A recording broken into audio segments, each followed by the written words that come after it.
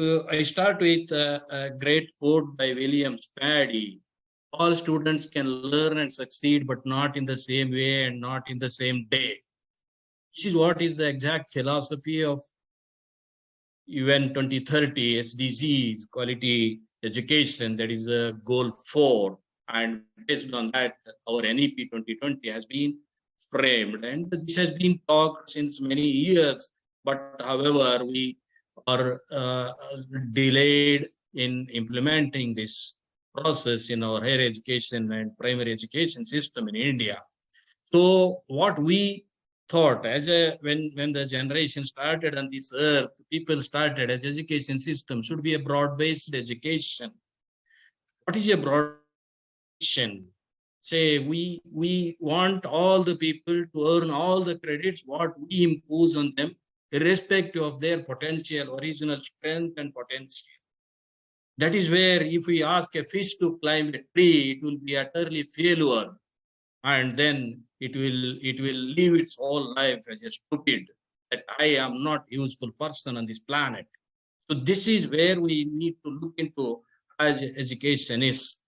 So that is why broad-based education really means that student is prepared for life without losing their areas of specialization or competence. This is the main gist of NEP 2020. And now we have to really take this forward as university people in India.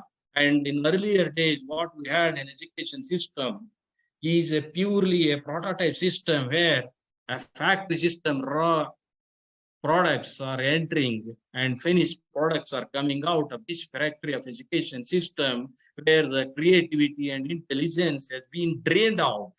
We are preparing the people to do the prototype job. And what is the impact of doing such things?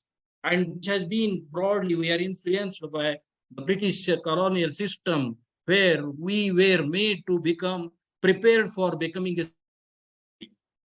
That is what is their bureaucratic views.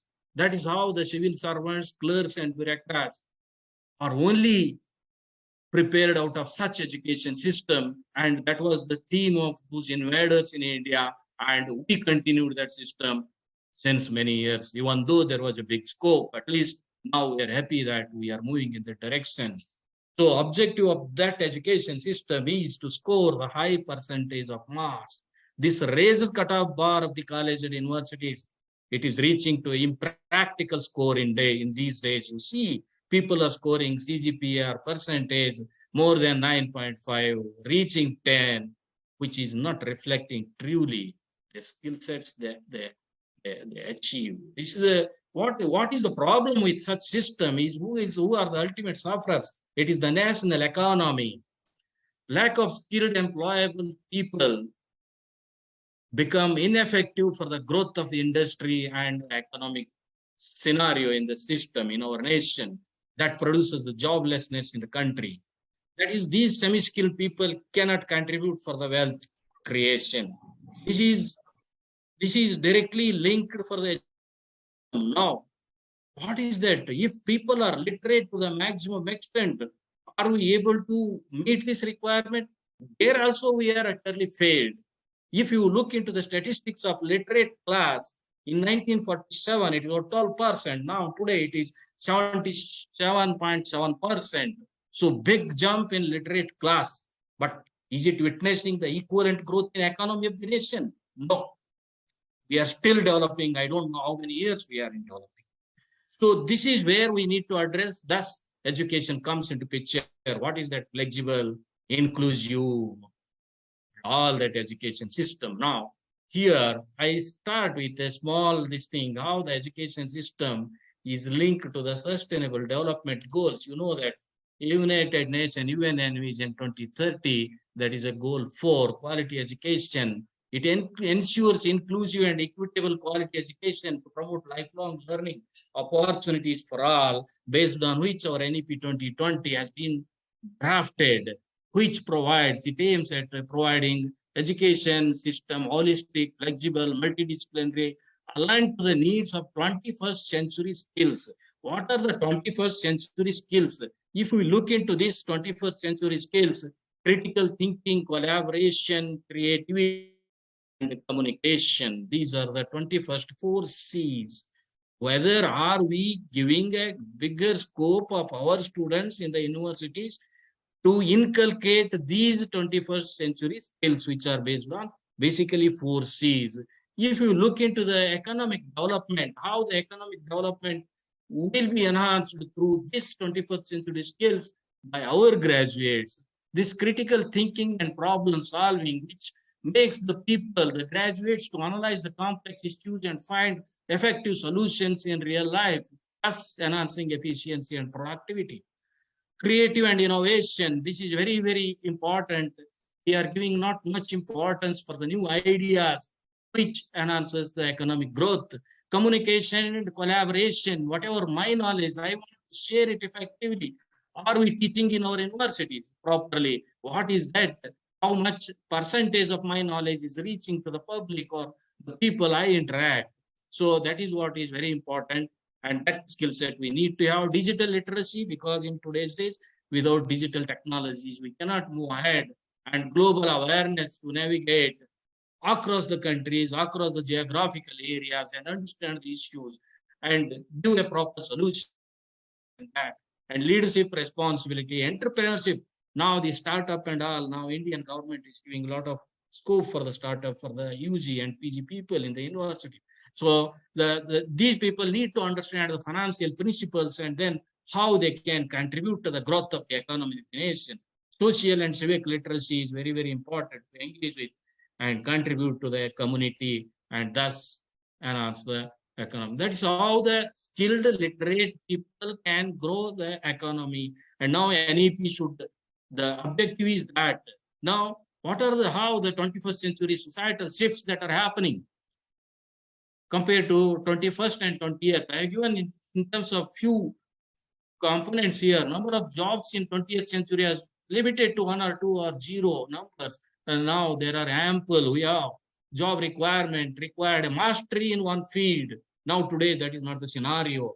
If you are mastery in one field, you may be losing an opportunities to contribute in another field. That's how the multidisciplinary interdisciplinary comes into picture. Job competition was local earlier days, and now it is purely global. Work model, routine, and do hands-on.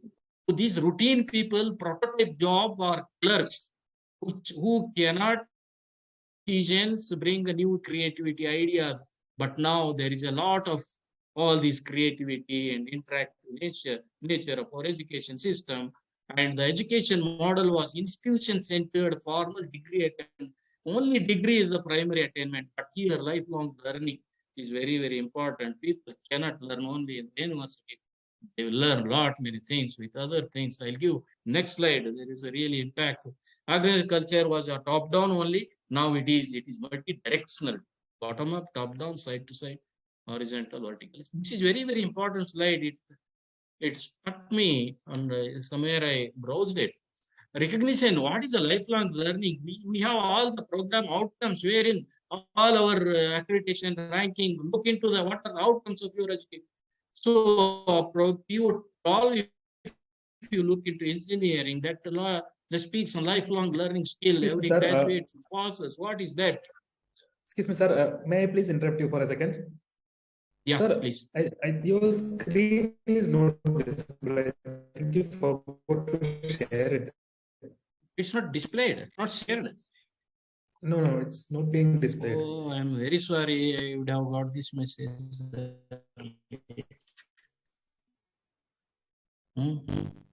I thought it is shared. Hope it is shared now. Yes, sir. Perfect. Oh, sorry. I'm very sorry because it was really, I could not understand. Till this slide, just I will slide through. I will not speak anything on this. Whatever I said, I'll give it here. Please excuse me. Okay. That's all right, sir. Thank you. Yeah. I gave only the broad idea of how the education system in India is suffering since long. After freedom, even we would have improved, but less attention was given to education from all the sectors, whether government and other things. This is what I wanted to tell in these slides.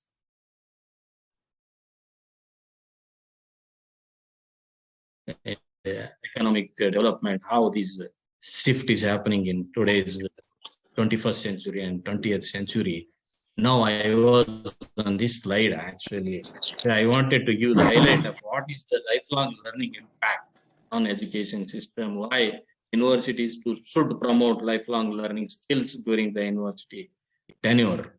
See, if you look at it, it's a great study happened by some experts. Up to 0 kg, this is only 9.25%. This is a formal learning. This colored one is a formal learning and informal learning. People learn informally more than formal learning. In higher education system, you see here, this is a grade 1 to 12. 1 to 12, they study, they read in classroom and contact hours, whatever we call 18.5%. Knowledge they gain. Rest all, it is informal. They learn through their friends, peers, the literature, books, whatever it is.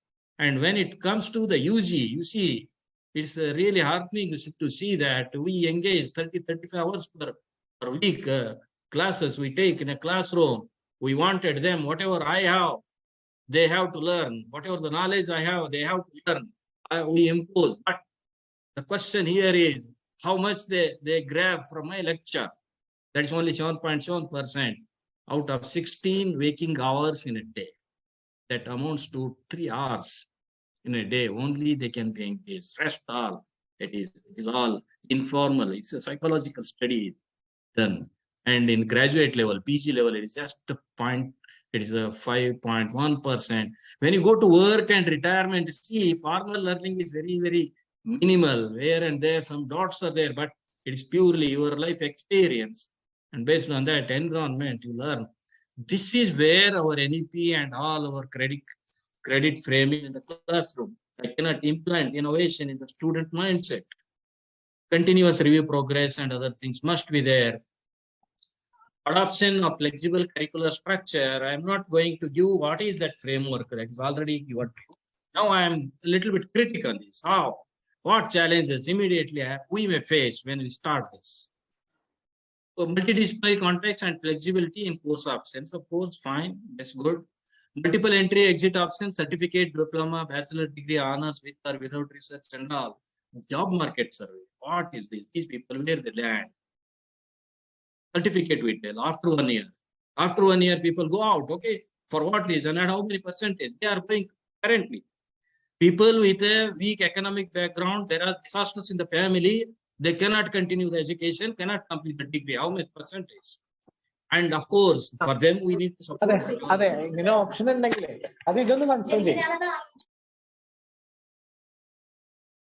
Yeah. What percentage? What percentage of whatever the percentage, we need to support them. How are we doing? NEP provides the flexibility, and then there is a provision in that. So that is why multiple exits are given. Multiple exits, no parent, no student wants today, really speaking. But unavoidable circumstances, few cases are there. For them, we need to support. For that, what is our mechanism? They tell after 1 year, we give a certificate in particular domain of study, what they are experts, what skill sets they have. Then we make vocational, that means 4 weeks or 6 weeks, you give some vocational training. Who are giving this training? Who are the experts who are certifying that training? And how these people are really, these skill sets of 1 year of study is really helpful in standing in their life. Of course, there is a re-entry after 3 years. There is a chance, there is a big scope actually for the people. After currently also it is there, but not in this way, right? So that is how we need to think as educationists. Then honors in multiple or holistic multidisciplinary education with a focus on major and minor domains. What is this? What are the problems with this? Acceptance in job market. See, now there is a clear distinction of a degree holder, UG degree holder, and a PG degree holder, and a PhD degree holder. Okay, they give a qualification. I need a PhD, I need a PG, I need a UG. But from industry and economic growth of any organization, they do not look into unless it is mandatory. Mandatory is only in the education system. If you want to become assistant professor, you should have PG. Not in industry. They don't need PG. But what is that? How actually we are giving a mileage of honors degree and 3 years bachelor's degree and integrated PG. There is no clear-cut definition in curriculum or anywhere. They need to bring some clarity on this possibility of a PG degree, integrated PG and full year to a full exclusive 2-year PG. What is the distinction? And now how many people we are expecting to go for honors today? If there are 60 people taking admission to certain degree program, out of 60, how many we expect today? And for making this number as a big number to come out with the honors, then what are our plans and then motivation for the people to go for that? And because neither it is a PG nor it is accepted by the university, the industries, then how are we doing this? So this is a big challenge. We can float it, of course, but there is a big challenge. Unless we bring clarity on this, it's very, very difficult. Then projects, this is a very, very good move as per the curriculum framework. They give a lot of scope in the projects. The credits they have given in the UG programs, which really should focus on community engagement, environment, value-added education. So participation in community services, environment education is very, very important today. See the Dusimat, what is happening today. We carelessly or unconsciously, we are ripping our planet with the technologies. With this, what is the effect? Climate change. And we are digging the bore wells, we are destroying the forest, we are creating the road lines, the train lines, all that with the expense of our natural ecology disturbance. So how every educator should focus on this. This is a great subject. Recently in Karnataka, I think in western Ghats, Karnataka government has planned environment industry. University. Environment university should focus on these: biological diversity, management of biological resources, forest and wildlife conservation, sustainable development and living. This is very, very important. In future, this becomes the very, very significant aspect of our life. Like we are exploiting our planet in multiple ways. So value-based education, we have to give value to all our humanistic, ethical, constitution, all that. Of course, the project, people should really work on these projects. This is a great move given by the NEP and this curriculum framework, what I feel. Global citizenship, this is a global education. It's very, very important. Broad cultures, we need to understand. Internships are local industries. Why these people are putting only local term here? Why can't they go to abroad and explore? Of course, we are not supporting. There are families, they can support. Some universities, there are some good number of people going 6 weeks, 8 weeks, vacational, summer internships, fellowships in the abroad universities and industries. Why we restrict only to the local industries for internships? Yes, this we have to take a call. Yes, main features, again, curriculum framework, already it is done. I am not going to speak. The last one I want to speak, ABC, Academic Bank of Credit. See, really, if we understand this credit framework and NEP, the pivotal focal point of all this is ABC, Academic Bank of Credit. So now, are we prepared? Academic Bank of, just like our regular banks where we invest, we deposit our money, and whenever we want to use it. This is where the credits are earned by a student and they are deposited in some bank, it's a digital bank, and then you register in under certain university. Okay, some credits you earn from one university, other credits you earn in other university, so that you go on accumulating the credits, and for higher degrees you want to use these credits. That is how the deposition and consumption that happens. That is how that they call it as Academic Bank of Credits. So how many people understood in higher education sector about this concept and how we are really going to take? In my view, at least it takes 5 to 10 years to understand and really put forward, and how the universities and education system in India responds to this. Because, there are 5% or 6% of government universities and education systems. Rest all are private sectors. If a student take admission in a private university, if this flexibility is given, the 2 years they study in my university, and next other year they go on moving.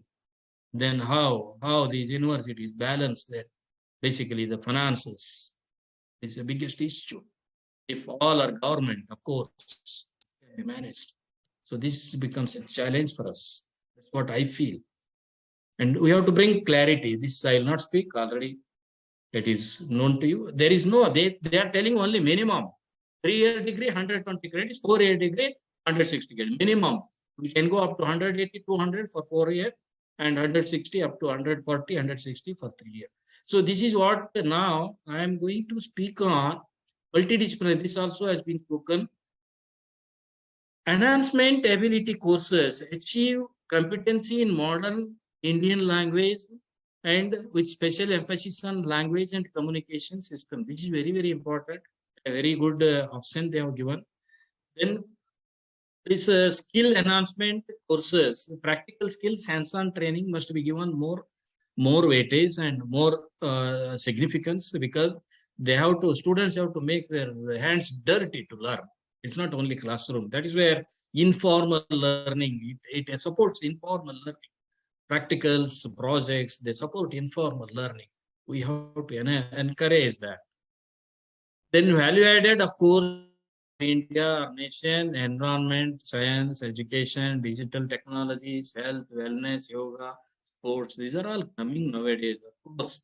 Now we have to give more significance to this, because India has got rich culture and heritage, and all the other countries are learning from us. And this is our, and now today's young mass are transforming in a bigger way. Today's, the earlier days, we used to tell the generation gap is 20 years. Nowhere now we see that it is 5 to 8 years. The thinking abilities of our kids are very much drastically changing. Our education, higher education and primary are meeting the requirement of these transformative characteristics of the students currently. That is where we need to bring in, we make them to adhere to our culture, heritage, and all our, we were big business people 3,000 years ago. We had a big number of universities 2,000 years ago, where all the talent and that is because of the power of this land.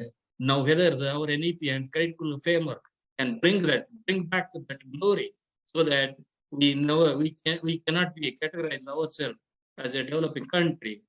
That's why changing curriculum again.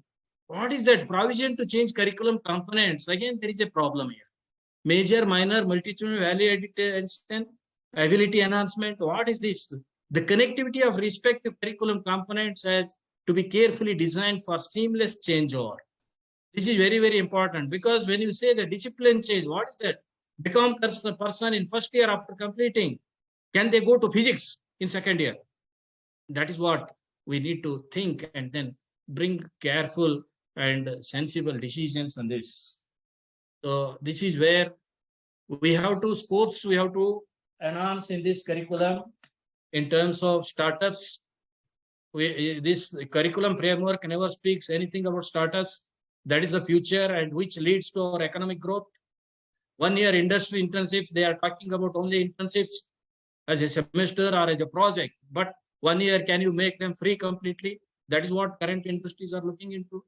Triple major. Now, my greatest challenge is here. See, for example, some universities in earlier, now current system, we have a major physics, chemistry, maths. Completing this 3-year program, BSc physics, chemistry, maths, they can take MSc in either physics, chemistry, or maths. Now, they restrict only to double major. Then one chance we lost here. NEP doesn't have an answer that in that curriculum framework.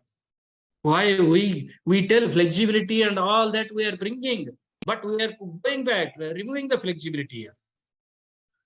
We have to think on that. Clarity in 2EG and integrate mode. Market accepted for honors and 2-year PG course. What is the distinction of them? Less weightage of major course, insufficient credits for double major course, possibly losing in-depth study of the domain. This is what is my thinking. So we need to think and move sensibly. Then open-ended major should cover 50%, it says. Second major should cover 40%. When we take 90% out of this, then they tell so many other credits. Should it be complied only within 10%? No clarity on that. No scope of triple major, that's what I said, and respective PGs. So we are reducing their opportunities in wider scope in that sense. Multidisciplinary is a broad term. There is a very thin line between the multidisciplinary and AEC, SEC, value-added courses and skill enhancement courses and ability enhancement courses. Multiple exits of 1 year and 2 year. Okay, these vocational courses, is it a responsibility of the university to give that vocational course, or is industry or any government takes that? So these are some of the open-ended questions.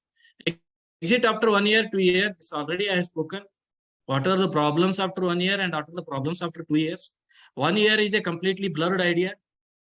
We don't expect any student to have better skills after first year, because first year of any degree program use only the foundation stones of the degree program. We can't bring a clarity in a particular skill set, complete skill sets, which cannot be met by even occasional 6 credits courses or 4 weeks or whatever the credits they are telling. That cannot be done. Then after 2 years, now currently 2 years is equivalent to, they are telling it equivalent to diploma. What is the diploma? Current diploma. Current diploma is a 3-year diploma of 10th study. They have a complete knowledge on certain domains.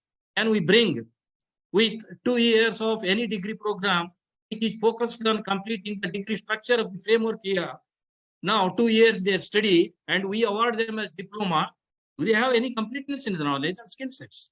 This is the biggest. So what is, and they tell in first year how to get all these knowledge as a vocational courses and all that. Do these people decide well in advance that I am going to take a diploma out of this degree program after 2 years? I want to drop after 2 years. Do they decide? Any Indian family or any system happens this in this way? It happens because of the disaster in a family, economic background, with only few people. Then when we define them as a diploma, is it defined well in advance? There is the biggest issue. Okay, it's just some of my thoughts. I'm very much thankful. I took more than 20 minutes, I think. Okay, thanks organizers for giving me these opportunities. Thank you again. Thank you. Thank you, sir.